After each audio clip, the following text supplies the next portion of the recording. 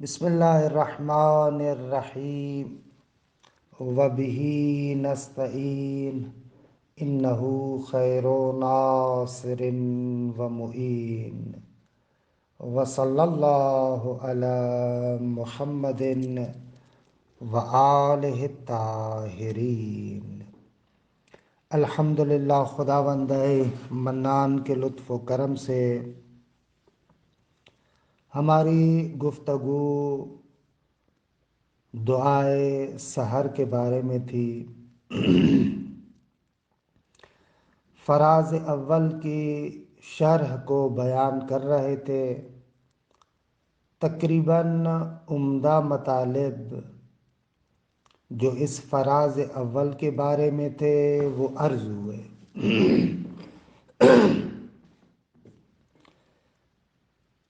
آج چاہتے ہیں کہ حضرت امام راحل کی عبارات میں جو ہم تھوڑا سا پیچھے رہ گئے ہیں، کیونکہ شرح دعائے سحر حضرت امام کی کتاب کو اٹھایا ہوا ہے، مطالب اس کے عرض کر رہے ہیں، لیکن بعض ہمارے دوستان جو طلاب ہیں وہ اس کتاب کو بھی دیکھتے ہیں تو ان کے لیے خود متن کتاب بھی کسی حد تک حل کرنا مقصود ہے۔ اگرچہ ان دروس کے اندر ہم بہت زیادہ کشمکش میں بھی مبتلا ہیں، بہت زیادہ عبارت کی طرف جاتے ہیں تو جو ہمارے عام دوستان ہیں یعنی طلباء سے ہٹ کر وہ بور ہوتے ہیں، اور اگر ہم کتاب کی طرف نہیں جاتے تو وہ جو ہمارے عزیزان دوستان طلاب ہیں وہ تھوڑا سا اعتراض کرتے ہیں، لہذا کوشش کرتے ہیں بین بین دونوں کو درمیانی کیفیت میں چلائیں۔ مطالب خارج میں ہم وہی توضیح دیتے ہیں، وہی وضاحت کرتے ہیں جو اس کتاب میں حضرت امام راحل نے ذکر کیے ہیں۔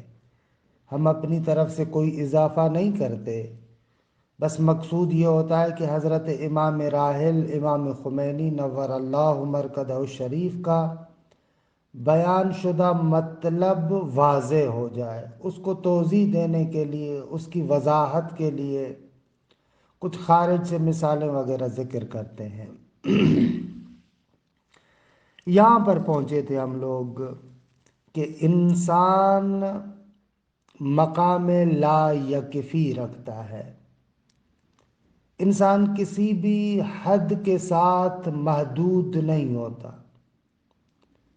انسان اگر چاہے سیر کرنا پروردگار عالم کی طرف، حقیقت کی طرف، کمالات کی طرف جانا چاہے تو اس کے لیے کوئی محدودیت نہیں ہے، کسی جگہ پر رکتا نہیں ہے، کہ اس کی گزشتہ جلسے میں توضیحات عرض ہوئیں۔ اسی ضمن میں حضرت امام نے مختلف آیات کی تعویلات کو بھی ذکر کیا، اور آخر میں ہم نے مولانا کے بعض اشعار کو بھی ذکر کیا کہ جن کی طرف حضرت امام خمینی رحمۃ اللہ علیہ نے اشارہ کیا۔ ایک لحاظ سے دیکھا جائے تو یہ انسان جب اس او ادنا اور احدیت کے مقام تک پہنچتا ہے کہ یہ تمام عرفاء کہتے ہیں کہ یہ سیر مخصوص ہے حضرت ختمی مرتبت صلی اللہ علیہ وآلہ وسلم کے ساتھ، اور ان کی تابعیت اور اتباع میں ان کے وارثین کے لیے یہ سیر ہے۔ ایک لحاظ سے دیکھا جائے اصلاً اس مقام کو مقام کہنا بھی شاید مناسب نہ ہو، کیونکہ مقام میں ایک طریقے کا تعین ہے، اور اسماء کا جو تعین ہے تفصیلی طریقے سے وہ تعین ثانی میں ہے۔ برحال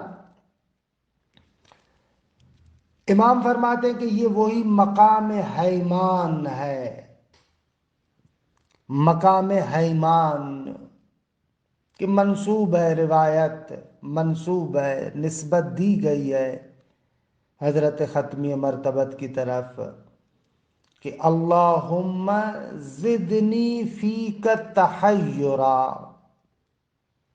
اے خدایا مجھے اپنی ذات کی بنسبت سے متحیر کر دے، حیران کر دے۔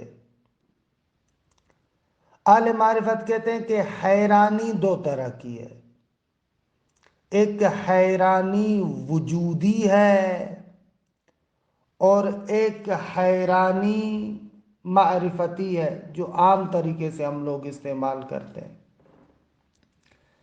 ہمارے یہاں عام طور پر حیرانی کا مقصد یہ ہے کہ انسان کے لیے کوئی چیز واضح نہیں ہو رہی، لہذا بیچارہ وہ سرگردان ہے۔ ہمارے ہاں جو حیرانی ہے، سرگردانی ہے، وہ شک و تردید کی بنا پر ہے۔ ایک مطلب میرے لیے واضح نہیں ہوتا، میں شک و تردید میں مبتلا ہوں، مجھے پتہ نہیں چلتا، لہذا میں حیران و سرگردان ہوں۔ یہ حیرانی اور سرگردانی کمال نہیں ہے، اس حیرانی کا کوئی فائدہ نہیں ہے۔ ہاں، اگر یہ حیرانی اور سرگردانی میرے یقین کے لیے مقدمہ بنے، میرے یقین کے لیے سیڑھی بنے تو اچھی چیز ہے، حتیٰ ہم لوگوں کے بارے میں بھی۔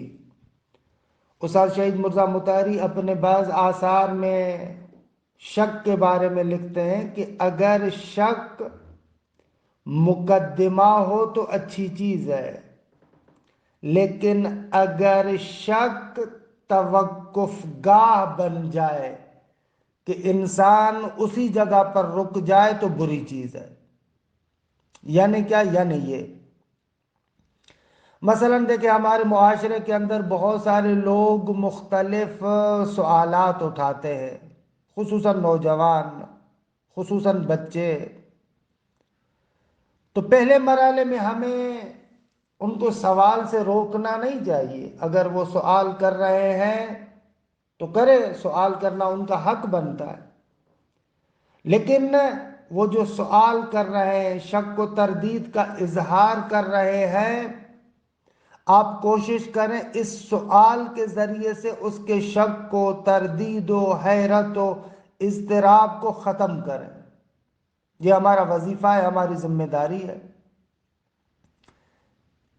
یعنی اس طریقے سے نہ کریں کہ اگر بچہ کوئی سوال کرتا ہے تو آپ ڈانٹ ڈپٹ کر، غصہ کر کے یہ تو کیا باتیں کر رہا ہے، اس طریقے سے ہم بچے کو چپ کرا دیں۔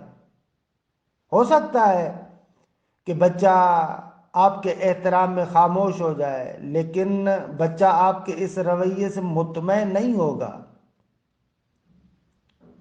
بچے کے اندر وہ خلا رہ جائے گا، وہ عقدہ رہ جائے گا، اور جس وقت بھی اس نے احساس استقلال کیا، اس نے محسوس کیا کہ اب مجھے والدین کی ضرورت نہیں ہے یا ان کی باتوں کے ماننے کی ضرورت نہیں ہے، تو اپنے اس خلا کا اظہار کرے گا۔ وہ خلا اس کے عقیدے اور نظریے میں تبدیل ہو جائے گا۔ یہ ہمارے ہاں بہت ساری جگہوں پر ایسے دیکھنے کو ملتا ہے نا۔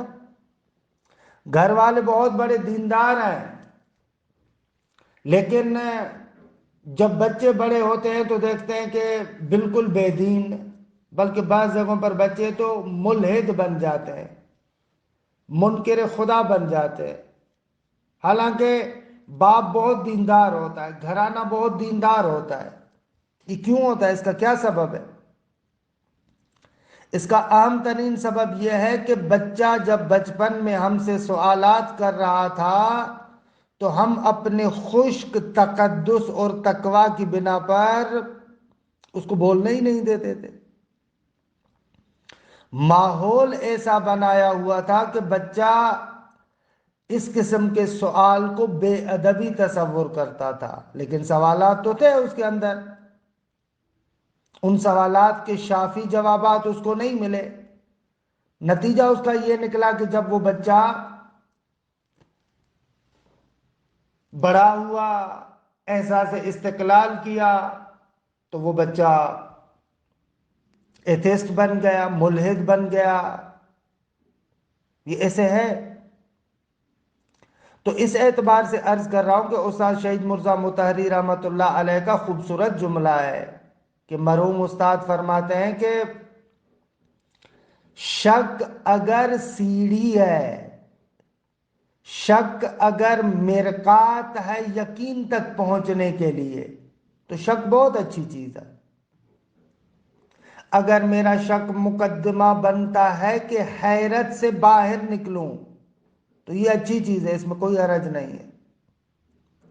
لیکن اگر شک کو منزل بنا لیا جائے، بہت سارے لوگ اسی چیز کو منزل بنا دیتے ہیں، توقف گاہ بنا دیتے ہیں، شکاک بن جاتے ہیں، پھر یہ خطرناک چیز ہے۔ میں یہاں پر بعض ان والدین کا تھوڑا سا دغدغہ اور ان کی پریشانی کی طرف بھی اشارہ کروں کہ بہت سارے والدین سے اسی رمضان کے دوران بندہ حقیر کی گفتگو بھی ہوئی اور حق بجانب بھی ہے،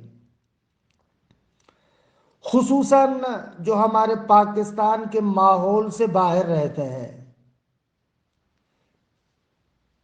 خصوصاً جو مغرب کی طرف رہتے ہیں یا دوسرے ممالک کی طرف رہتے ہیں۔ ان میں سے بہت سارے والدین کا یہ کہنا ہے کہ ہمارے بچے ہم سے مختلف سوالات کرتے ہیں، ہم محسوس کرتے ہیں کہ بہت ساری جگہوں پر ہم ان کو مطمئن نہیں کر پاتے، اب کیا کریں؟ ان بچوں کو کیسے سنبھالیں؟ یہ ان کا سوال بالکل بجا ہے والدین کا، اور خصوصیت سے یہ وہ والدین بات کرتے ہیں جو درد دل رکھتے ہیں، جن کو واقعاً درد ہے، وہ اس بیماری کی طرف بھی متوجہ ہوتے ہیں۔ لیکن جو بندہ بے حس ہو جائے اس کی تو بات ہی ہو رہا ہے۔ اللہ بچے کیا کر رہے ہیں، ان کی سوچ کیسے بن رہی ہے، کیا ہو رہی ہے، ان سے ان کا کوئی لینا دینا نہیں ہے۔ تو اس اعتبار سے والدین کو بھی واقعاً معرفتی طور پر کبھی ہونا چاہیے۔ اگر آپ ایک ایسی جگہ پر رہتے ہیں جہاں پر آپ کے بچے پر اس کے ماحول کا بڑے پیمانے پر اثر ہوتا ہے، تو آپ کی ذمہ داری بھی بہت زیادہ بڑھ جاتی ہے، بہت زیادہ آپ کی ذمہ داری بڑھ جاتی ہے۔ اگر آپ کا بچہ اس ماحول کی وجہ سے ملحد یا بے دین ہو جاتا ہے، تو اس کی 100% ذمہ داری آپ کی گردن پر ہے، 100% ذمہ داری آپ کی گردن پر ہے۔ قیامت کے دن اس کا جواب نہیں دے سکتے آپ، کیونکہ شریعت میں ایک مسئلہ یہ بھی ہے، فقہا سے آپ پوچھیں، اگر میں ایک ایسے غیر مسلم ملک میں رہوں کہ جو ملک خود میرے دین پر یا میرے اولاد کے دین پر اثر انداز ہوتا ہے، تو شرعی لحاظ سے شاید رہنا جائز نہ ہو، یہ آپ فقہا سے اچھے طریقے سے معلوم کریں۔ میرے کہنے کا مقصد یہ نہیں ہے جو مومنین اپنی معاش کے لیے باہر والے ممالک میں گئے ہیں یا کسی اور مسائل کی وجہ سے گئے ہوئے ہیں تو وہ سارے کے سارے وہاں سے بھاگ آئے اور وہاں پہ رہنا جائز نہ ہو، یہ نہیں کہنا چاہ رہا، لیکن اتنا ضرور کہنا چاہ رہا ہوں کہ بالآخر اگر میری اولاد بے دین بن رہی ہے، ملحد بن رہی ہے، تو میں ذمہ دار ہوں۔ ممکن ہے کہ بعض دوستان پلٹ کر کہے آغا پاکستان میں بھی تو یہی حالت ہے، وہاں پر بھی تو کس نے کہا ہے کہ وہاں پر سارے کے سارے دیندار ہوتے ہیں؟ نہ عزیز من، میں یہ نہیں کہنا چاہ رہا۔ بد عملی ایک چیز ہے، بد عقیدتی دوسری چیز ہے۔ یہ جو ہمارے پاکستان کے ماحولوں میں آپ دیکھتے ہیں کہ بچہ بچپن سے جیسے اس کا شعور بلند ہوتا ہے، یا حسین و یا علی کی صداؤں میں پلتا بڑھتا ہے، نوحوں کی صداؤں میں پلتا ہے بڑھتا ہے۔ مجالس میں شرکت بچپن سے لے کر جلوسوں میں شرکت نوحہ ہے، عزاداری ہے۔ بہت سارے لوگ ان چیزوں کی اہمیت کی طرف متوجہ نہیں ہوتے، لیکن عزیز من، یہ جو اس طریقے کا ماحول ہے، کم از کم بچے کو ملحد ہونا نہیں دیتا، بچے کو اس معنی میں بے دین نہیں بناتا۔ میں مانتا ہوں کہ تھوڑے بہت شاذ و نادر کیس ممکن ہوں، لیکن بالاخر اس ماحول کا بڑا اثر ہوتا ہے۔ کم از کم بچہ عقیدتی اور معرفتی طور پر بے دین نہیں ہوتا۔ یہ چھوٹی چھوٹی سی چیزیں آہستہ آہستہ عزاداری ہو رہی ہے، اس عزاداری کی تأثیر ہے تھوڑا مختلف مذہبی جو ہمارے پاس محافل و مجالس ہوتی ہیں ان کے اندر شرکت، تو یہ آہستہ آہستہ چیزیں بالاخر بچے کو بے دین ہونے سے بچاتی ہیں۔ ہاں میں مانتا ہوں بد عملی ہمارے ہاں بھی بہت زیادہ ہے، اس میں ایک بہت بڑا رول ہم ممبریوں کا ہے جو ممبر پر جاتے ہیں۔ ظاہر سی بات ہے کہ ممبر سے جس طریقے کا ہم نے بچوں کو دین دیا ہے وہ اسی طریقے کا لیتا ہے، لیکن یہ ہے، لیکن برخلاف ایک غیر مسلم ملک میں جاتے ہیں آپ، درست ہے کہ محرم کے چند ایام میں آپ نے عشرہ بھی بپا کر لیا، مخصوصیوں کو بھی آپ نے مثلا منا لیا، لیکن وہ ماحول نہیں بن پاتا جو ہمارے ہاں اپنے ملکوں میں ماحول بنتا ہے۔ تو اس اعتبار سے جو وہاں پر باہر والے ممالک میں خانوادے رہتے ہیں ان کی ذمہ داری بہت زیادہ بڑھ جاتی ہے، بہت زیادہ بڑھ جاتی ہے اپنی اولاد پر۔ معاف بھی کیجیے گا میں آج کے درس میں بہت زیادہ باہر نکل گیا، کیونکہ چند دنوں سے بعض دوستان، بعض عزیزان یا بعض خواہران سے اس موضوع پر مسلسل بندہ حقیر کی بات چیت ہوتی رہی ہے۔ واقعاً خدا ان کو بھی جزائے خیر دے، بہت زیادہ جدی طریقے سے پریشان ہے اپنی اولاد کے لیے۔ ممکن ہے کہ بچہ ایک سوال کرتا ہو، ہم تصور کرتے ہیں کہ الہیات کے، معاد کے، دین کے مسائل کا جواب 2 منٹ میں 2 تا 4 ہو کر ہم دے دیں، 2+2 4۔ اس طریقے سے نہیں ہے۔ مذہبی سوالات بھی جو اٹھائے جاتے ہیں، کبھی کبھار ایک بچہ ہے، اس کی ذہنیت معرفت شناسی کے لحاظ سے، نظریات کے لحاظ سے ایک خاص طریقے سے بن چکی ہے۔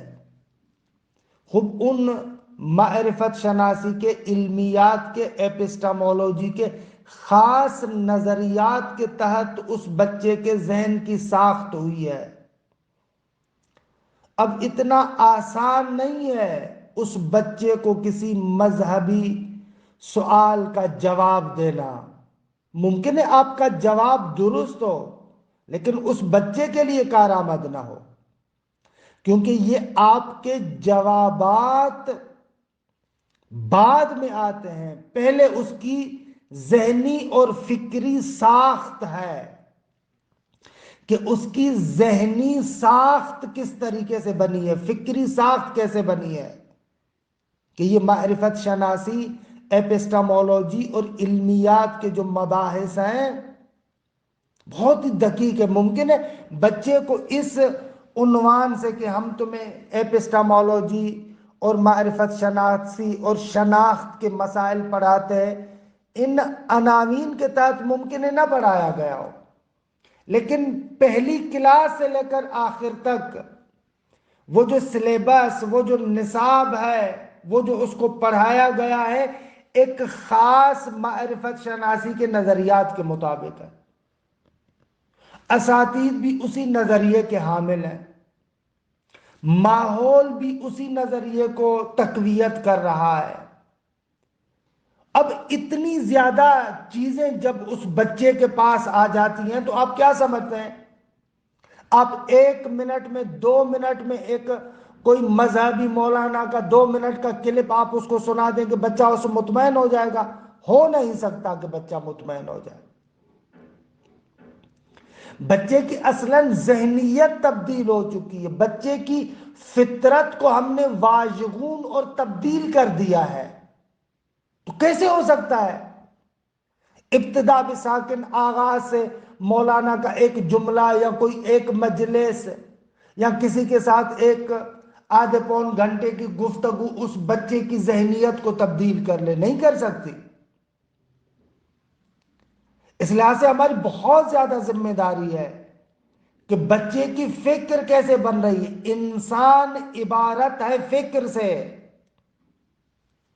اگر ہم اس کی فکر کو درست نہیں کرتے، اس کی سوچ کو فکر نہیں کرتے، اس کو چینج نہیں کرتے، اس پر کام نہیں کرتے، یقین مانے کہ یہ بچہ ممکن ہے آپ کی روا روی میں بچہ مسلمان رہے لیکن ذہنیت کے اعتبار سے وہ بچہ ملحد بن جائے گا۔ یہ ہماری بہت زیادہ ذمہ داری ہے۔ بہرحال اس سے زیادہ میں یہاں پر نہیں رکا بھی اس لیے کہ بہت زیادہ عزیزوں نے اس موضوع پر توجہ دلائی اور بہت بڑے پیمانے پر ان عزیزوں نے، دوستوں نے اصرار کیا کہ یہ ہمارا مسئلہ ہے، ہم کیا کریں۔ خدا ان کو جزائے خیر دے، پروردگار عالم ان کی اس پریشانی کو دور فرمائے۔ خداوند متعال ان عزیزان کے اولاد کو نیک و صالح قرار دے۔ لیکن عزیز من، یہ دعائیں بھی ایک حد تک ہیں۔ دعا اسی وقت کارگر ہے جب میں دوا کے ساتھ دعا کو استعمال کروں۔ اگر دوا کے ساتھ دعا کو استعمال نہ کروں، ہاتھ پر رکھ کر بیٹھ جاؤں ایک کونے میں، تو پھر ان دعاؤں کی بھی کوئی تاثیر نہیں ہے۔ بہرحال واپس آتا ہوں، باہر نکل گیا، معذرت بھی چاہتا ہوں، لیکن یہ نقطہ ضروری تھا، اس نقطے پر توجہ کرے۔ ہمارے پاس ایک حیرت ہے، اس کو کہتے ہیں حیرت معرفتی۔ پریشان ہے انسان جہالت کی بنا پر۔ خوب یہ حیرت عرض کیا کہ اگر مقدمہ اور سیڑھی بن رہی ہے یقین اور معرفت کے لیے تو مشکل نہیں ہے پہلے مرحلے میں اس طریقے سے، لیکن یہ شک، یہ تردید، یہ حیرت یقین، ایمان، ایقان کے لیے مقدمہ ہو تو درست ہے، لیکن اگر میری منزل بن جائے، اگر توقف گاہ بن جائے، تو پھر کسی بھی صورت میں کارآمد نہیں ہے، کسی بھی صورت میں کارآمد نہیں ہے۔ ایک اور حیرت ہے کہ جو منسوب روایت نسبت دی گئی ہے کتب عرفان میں کہ اللہم زدنی فیک تحیرا، علامہ نکیل کہ ختمی مرتبہ صلی اللہ علیہ وآلہ وسلم کی طرف نسبت دیتے ہیں اس حدیث کی کہ خدایا مجھے اپنے بارے میں حیران کر دے، تحیر میں مبتلا کر دے۔ اس تحیر سے مراد یہ والا تحیر نہیں ہے، یہ والی حیرت نہیں ہے جو ابھی میں ذکر کر رہا تھا، بلکہ یہ حیرت وجودی ہے، یا اگر معرفتی لحاظ سے بھی اس حیرت کو کہو تو یہ معرفتی حیرت اس جمال میں غرق ہونے کے اعتبار سے۔ آپ دیکھتے ہیں کہ کبھی کبھار بہت ہی باجمال کسی چیز کو آپ دیکھتے ہیں، بہت ہی خوبصورت چیز کو دیکھتے ہیں، اس خوبصورت چیز کے جمال میں آپ غرق ہو جاتے ہیں، باقی کسی چیز کی طرف متوجہ نہیں ہے۔ درست ہے، یہ ہو جائے گی معرفت شہودی کے اعتبار سے حیرت، کہ ہمارے پاس بعض روایات میں ہے اور بعض اہل معرفت بھی اس کو ذکر کرتے ہیں کہ ملائکہ کی ایک قسم ملائکہ محیمہ ہے جو حیمان کے عالم میں ہے۔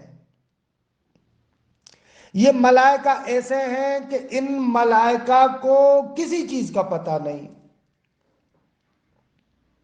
بعض اہل معرفت کہتے ہیں کہ وہ جو پروردگار عالم نے کہا تھا کہ آدم کو سجدہ کرے، یہ ملائکہ اس سے خارج تھے، کیونکہ یہ ملائکہ محیمہ حیمان کے حالت میں تھے، غرق تھے، محو تھے جمال حق کے اندر۔ اصلاً ان کو پتہ ہی نہیں ہے کسی چیز کا کہ خدا کے جمال کے علاوہ کوئی چیز بھی ہے۔ جب سے وہ بنائے گئے ہیں جمال حق کے اندر غرق ہے، نہ ان کو دنیا کا پتہ ہے، نہ آدم کا پتہ ہے، نہ آسمان و زمین کا پتہ ہے، کسی چیز کا پتہ نہیں، کسی چیز کی طرف ملتفت نہیں ہے۔ ملائکہ محیمہ، کہ اس کو اہل معرفت اور فلاسفہ سب نے ذکر کیا ہے۔ مرحوم ملا صدرہ نے مفاتیح الغیب میں بھی ذکر کیا ہے اور اہل معرفت کی کتابوں میں بھی ہے۔ کبھی کبھار ایسا ہوتا ہے، یہ آپ دیکھیں، یہ جمال حق کے اندر غرق ہے، ایک لحاظ سے کمال ہے، ایک لحاظ سے کمال ہے کہ فقط جمال حق کو دیکھ رہے ہیں، لیکن دوسری طرف سے نقص ہے۔ نقص اس طریقے سے ہے کہ ان پر فقط وحدت کا غلبہ ہے، کثرت کو نہیں دیکھتے، تجلیات حضرت حق کو مشاہدہ نہیں کر سکتے، یہ غرق ہے۔ اور کبھی کبھار ہو سکتا ہے کہ ایک انسان سیر و سلوک کے عالم میں جائے اور بعض تجلیات حق کا مشاہدہ کرے اور ان تجلیات حق کا اتنا گہرا اثر ہو جائے اس پر کہ دیکھیں انہی تجلیات کے اندر غرق ہو جائے۔ یہ جو شطحیات بعض اہل معرفت سے سنتے ہیں، ان کی بہت مختلف تفسیریں کرتے ہیں۔ یہ جو کہا جاتا ہے ان الحق، کہ بہت سارے لوگ حسین ابن منصور حلاج کے اس جملے سے واقف ہیں، وہ لوگ اسے یہ تصور کرتے ہیں کہ یہ بندہ جو کہتا ہے ان الحق یعنی میں خدا، نعوذ باللہ، خود یہ کفر ہے۔ اہل معرفت اس کی دو تفسیریں کرتے ہیں۔ ایک تفسیر حضرت امام خمینی کرتے ہیں اپنی کتاب میں مصباح الہدایہ میں، اور ایک تفسیر ہے جو دوسرے بزرگان کرتے ہیں۔ حضرت امام بھی برحال ان دوسرے بزرگان کی تفسیر سے اختلاف نہیں رکھتے۔ حضرت امام یہ کہتے ہیں یہ بندہ جو ان الحق کہتا ہے یہ در حقیقت ایک ناقص سالک ہے، اس نے سیر و سلوک کو درست طریقے سے انجام نہیں دیا، اس کا نفس امارہ اس کے وجود سے صحیح طریقے سے نہیں نکلا۔ یہ ایک اہم نقطہ ہے۔ کبھی کبھار کیا ہوتا ہے، انسان سیر و سلوک کے عالم میں ہوتا ہے لیکن بعض چیزیں اس کے وجود میں رہ جاتی ہے، نفس کے بعض خبایا اور زوایا اس کی ذات کے اندر رہ جاتے ہیں، پھر سیر و سلوک میں آگے بڑھتا ہے، اس کو پتہ ہی نہیں چلتا کہ وہ جو بعض خبایا اس کے وجود کے اندر رہ گئے تھے وہ ایک مرحلے میں آ کر انانیت کی صورت میں اپنے آپ کو ظاہر کرتے ہیں، شیطنت کی شکل میں اپنے آپ کو ظاہر کرتے ہیں۔ یہ وہی نفس ہے جو اس کے اندر رہ گیا تھا۔ مصباح الہدایہ میں حضرت امام ایک جگہ پر اس بات کو بیان کرتے ہیں۔ مصباح الہدایہ بھی امام کی عرفانی کتابوں میں سے، مشکات ثانی میں نور 13 13 نمبر نور میں، وہاں پر ایک نقطہ ذکر کرتے ہیں اسی شطحیات کے بارے میں کہ وما وقع من الشطحیات من بعض اصحاب المکاشفت والسلوک وارباب الریاضہ فهو للنقصان سلوکہم وبقاء الانانیت فی سرہم او سرہم فتجلی علیہم انفسہم بالفرعونیت۔ حضرت امام کہتے ہیں یہ جو بعض شطحیات اور باطل چیزیں بعض عارفوں کی زبان پر آتی ہے، انا الحق انا الحق، اس قسم کی جو تعبیرات اور اس قسم کے جملات جو ان کی زبان پر آتے ہیں، تو جو بعض اہل دل حضرات ہیں ان کا سیر و سلوک ناقص رہا ہے، کہیں پر وہ انانیت ان کے باطن میں چھپی ہوئی ہے۔ کہ خطرناک جملہ یہاں پر حضرت امام کہتے ہیں فَتَجَلَّى عَلَيْهِمْ أَنفُسُهُمْ بِالْفِرْعَوْنِيَّةِ،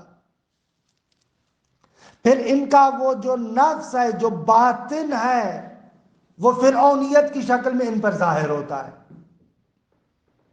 اس وقت یہ لوگ انا الحق کہتے ہیں۔ یہ حضرت امام کی تحلیل ہے، لیکن ایک اور تحلیل بھی ہے۔ درست ہے کہ بعض لوگوں میں اس طریقے سے ہے، لیکن اس مسئلے کی ایک اور تحلیل بھی ہے انا الحق کی۔ انا الحق سے مراد یہ نہیں ہے کہ وہ سامنے والا خود اپنے آپ کو اللہ کہہ رہا ہے، نہ، بلکہ جیسے ابھی یہاں پر ذکر کر رہا تھا، حیرت وجودی، حیرت شہودی، اس فنا کے درجے میں اتنا غرق ہو جاتا ہے کہ اپنے پورے وجود کو خالی کر دیتا ہے۔ اس کے تمام وجود پر پروردگار عالم کی حکومت ہوتی ہے۔ اب یہ جو اس کی زبان سے انا الحق ہے، یہ خود نہیں بول رہا، اس کی زبان سے خدا بول رہا ہے۔ اب یہ آپ کہیں گے کہ عجیب باتیں کر رہے ہیں آپ۔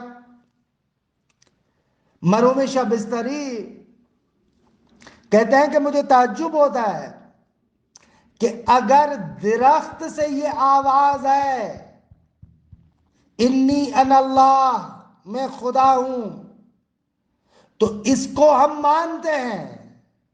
شجر طور پر بلاخر اس درخت سے یہ آواز آ رہی تھی یا نہ؟ جب موسیٰ وہاں پر گئے تو وہاں پر اس درخت سے یہ آواز سنائی دی، انی انا اللہ۔ خب وہاں پر آپ کیسے کہہ رہے ہیں؟ آپ کیا کہیں گے کہ آیا یہ درخت نعوذ باللہ خدا ہے یا نہ؟ خدا اس جگہ سے بول رہا ہے۔ تو مرحوم شاہ بستری کہتے ہیں کہ بابا اگر درخت سے وہ بولے تو عین دین ہے، عین دیانت ہے۔ اگر کسی دل سوختہ عارف کی زبان سے بولے تو یہ کفر ہے۔ یہ کیا بات ہوئی؟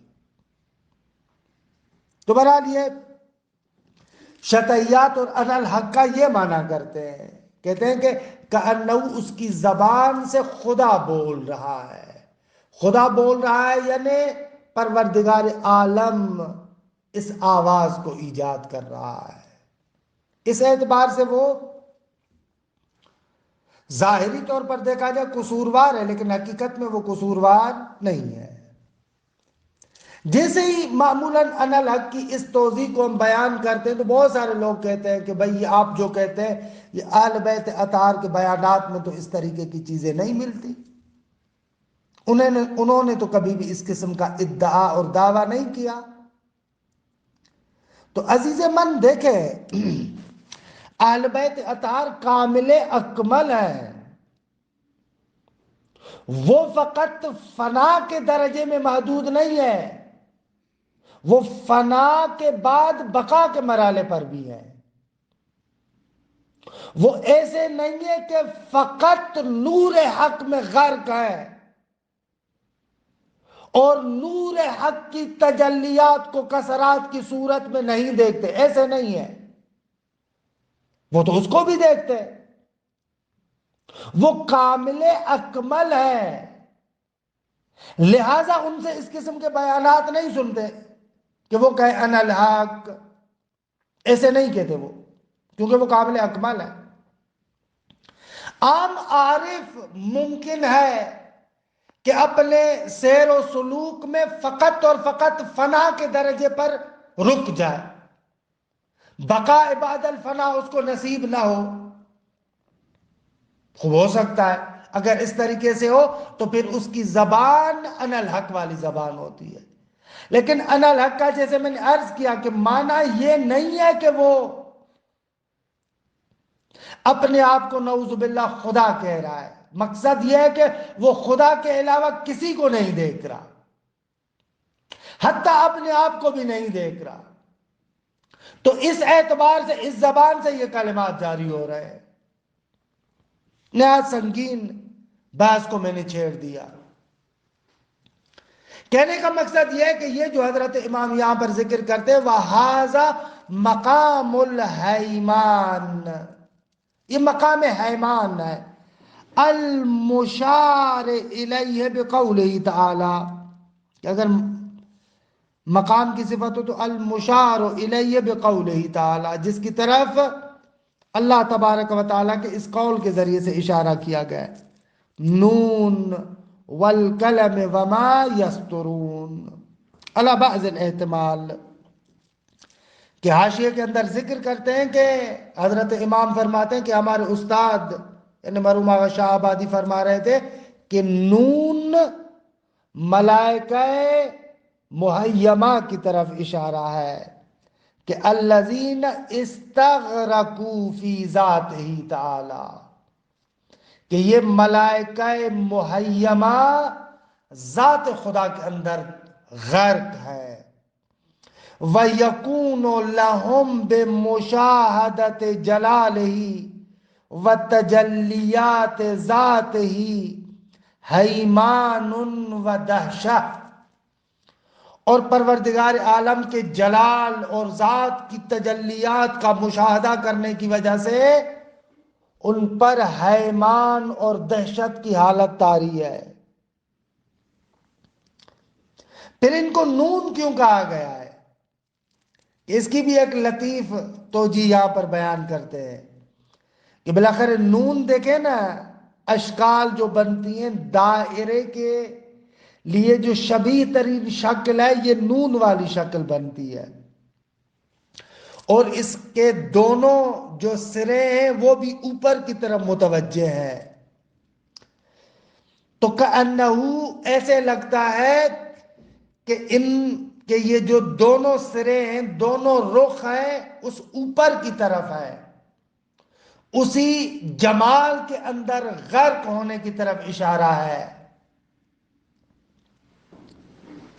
خود یہ حضرت امام اس مقام حیمان کو ذکر کر رہے تھے، بس مقام حیمان، مقام حیرت مشاہدے میں اگر ہو تو اس کا مقصد یہ ہے کہ وہ جمال حق کے اندر غرق ہو جاتا ہے، اور حیرت وجودی کے اعتبار سے کہ اس کی زیادہ توضیح نہیں دے سکا، حیرت وجودی یعنی کوئی بھی تعین نہیں ہے کہ اس صورت میں او ادنا اس مقام احدیت کی طرف اشارہ ہوگا کہ مقام احدیت میں کوئی اسم کسی اسم پر غلبہ نہیں رکھتا، وہاں پر لمحہ ذات زیادہ عیاں ہو رہا ہے، اسما وہاں پر مستعلق ہے، غرق ہے، تو یہ بن جائے گی حیرت وجودی، تعینات نہیں ہے، رنگ تعینات نہیں ہے، یہ وہی مقام او ادنا اور احدیت کا مقام ہوگا، کہ ہمارے شاہد مثال بھی اسی کے اندر تھا۔ اسے آج میں نے چاہا تھا کہ 2-3 صفحے عبارت کے پڑھ لوں، لیکن بہرحال وقت ہمارا پھر گزر گیا۔ ہزاروں خواہشیں ایسی کہ ہر خواہش پہ دم نکلے۔ نہیں لگ رہا کہ میں ان عبارتوں کو پڑھ پاؤں گا۔ یہاں پر روکتے ہیں اس بحث کو۔ خلاصہ کلام کیا ہوا؟ خلاصہ کلام یہ ہوا کہ انسان خصوصیت سے حضرت ختمی مرتبہ صلی اللہ علیہ وآلہ وسلم کی اتباع میں اس مرحلہ اہدیت اور او ادنا تک رسول اللہ کی اتباع میں پہنچ سکتا ہے۔ صلی اللہ علی محمد و آلہ الطاہرین۔